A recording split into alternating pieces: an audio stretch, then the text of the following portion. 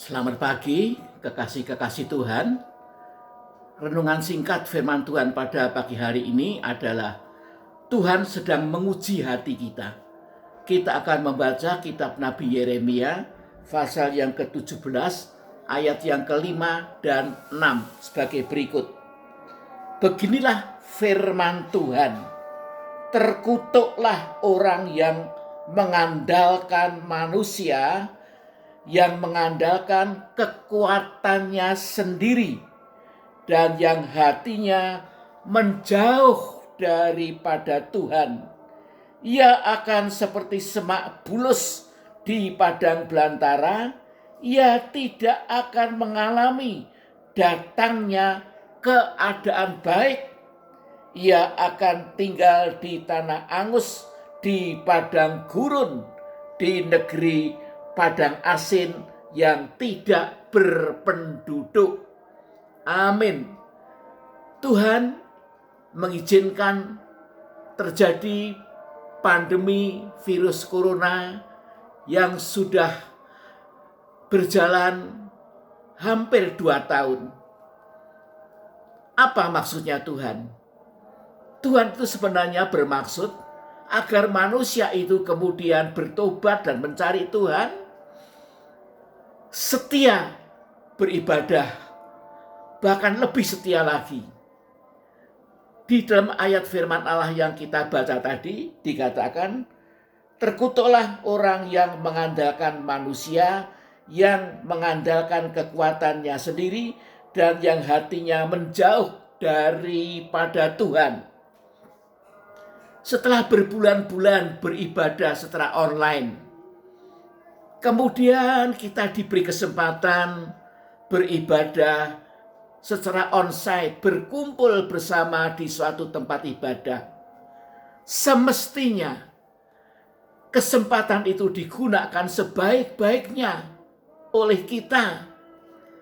Kita bersukacita karena bisa berkumpul lagi beribadah, bersekutu bersama di suatu tempat. Bisa bertemu dengan saudara-saudara kita, bisa memuji Tuhan bersama-sama, bisa menyembah Tuhan, bisa mendengarkan firman Tuhan bersama-sama yang berbulan-bulan tidak pernah kita bisa lakukan. Mestinya hal itu disambut dengan sukacita. Tetapi ternyata tidak seperti yang kita harapkan. Banyak yang kemudian tidak ada gairah, terlanjur melempem, terlanjur hatinya jauh dari Tuhan. Dan orang yang hatinya jauh dari Tuhan, hidupnya pasti akan mengandalkan manusia, mengandalkan kekuatannya sendiri, dan tidak lagi menghargai firman Tuhan, tidak lagi menghargai hadiratnya Tuhan. Kehidupan yang seperti ini akan hidup di bawah satu kutuk. Karena saudara telah meninggalkan hadiratnya Tuhan, telah meninggalkan janji-janji Allah, firman Tuhan. Hidupnya kemudian di bawah satu kutuk yang suasananya nanti akan seperti ayat yang ke-6. Ia akan seperti semak bulus di padang belantara. Ia tidak akan mengalami datangnya keadaan baik. Ia akan tinggal di tanah angus, di padang gurun, di negeri padang asin yang tidak berpenduduk.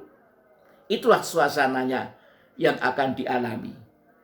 Tetapi kalau kita kemudian menunjukkan bahwa kita ini masih bersemangat, masih mengasihi Tuhan, dan menggunakan kesempatan beribadah, berkumpul bersama itu dengan sebaik-baiknya, maka kita akan diberkati oleh Tuhan.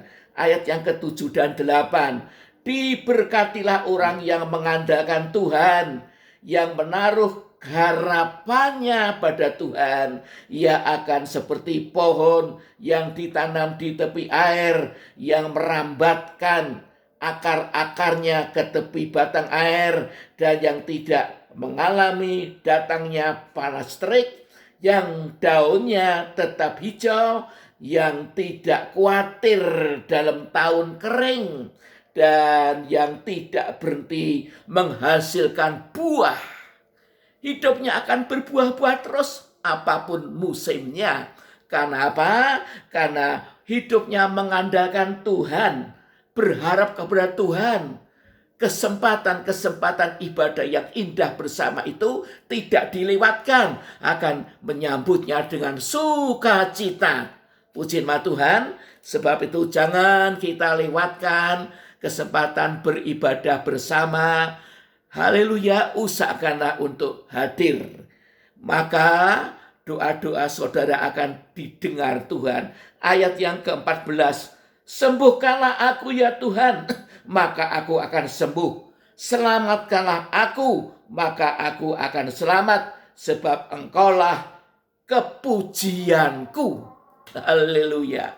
Inilah kehidupan yang benar-benar memuji-muji dan memuliakan Tuhan. Tidak mau jauh dari Tuhan, tapi melekat dengan Tuhan. Maka doa-doanya didengar Tuhan. Janji-janji Allah digenapkan atas hidupnya. Puji nama Tuhan. Selamat beribadah secara onsite bersama-sama pada hari Minggu yang akan datang ini. Tuhan Yesus memberkati. Haleluya, mari kita berdoa. Bapa yang di surga, Tuhan Yesus, Engkau telah menguji kami dengan adanya pandemi COVID-19 ini.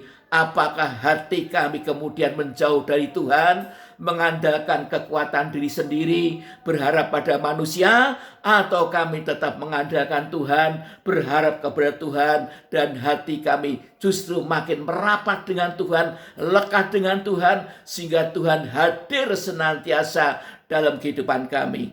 Terima kasih ya Tuhan untuk firman-Mu pada pagi hari ini. Roh Kudus kiranya menyempurnakan pengertian kami atas firman-Mu dan membangkitkan iman kami. Terima kasih Tuhan. Dalam nama Tuhan Yesus hamba berdoa dan mengucap syukur. Amin. Terima kasih untuk perhatian Bapak, Ibu, dan saudara sekalian. Haleluya, Tuhan mau kita tetap bersekutu bersama sebab kita ada anggota dari tubuh Kristus. Puji Tuhan.